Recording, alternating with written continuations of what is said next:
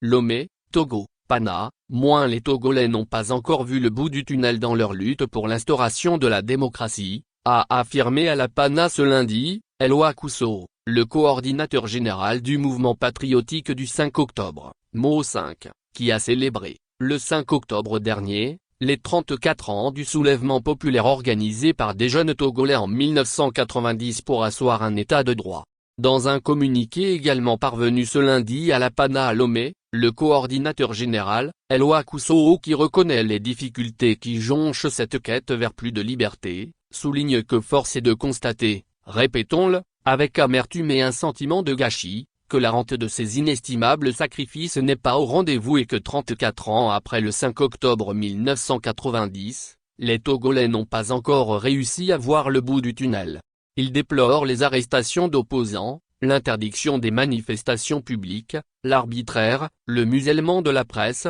l'impunité et tout récemment, l'agression contre le député sénégalais, Guy Marius Sagna, le 29 septembre dernier à Lomé, alors qu'il était invité pour une rencontre citoyenne en marge d'une session du Parlement de la CEDEAO dont il est membre. Ce qui n'augure pas un bon avenir pour la démocratie au Togo, a estimé le leader du MO5. Cependant, affirme-t-il, les vicissitudes du moment ne sauraient éteindre la flamme du 5 octobre qui certes peut baisser momentanément d'intensité. Le soulèvement populaire du 5 octobre s'inscrit dans un processus irréversible. Il appelle partis politiques de l'opposition, la diaspora, les organisations de la société civile à vaincre les divisions internes en leur sein pour œuvrer à construire un Togo plus démocratique pour le bonheur de la jeunesse. Le 5 octobre 1990, rappelle-t-on, des étudiants de l'université de Lomé et des organisations de jeunes ont spontanément organisé un soulèvement populaire pour réclamer la libération de plusieurs jeunes interpellés et sur le pas d'être condamnés pour distribution de tracts invitant à la révolte.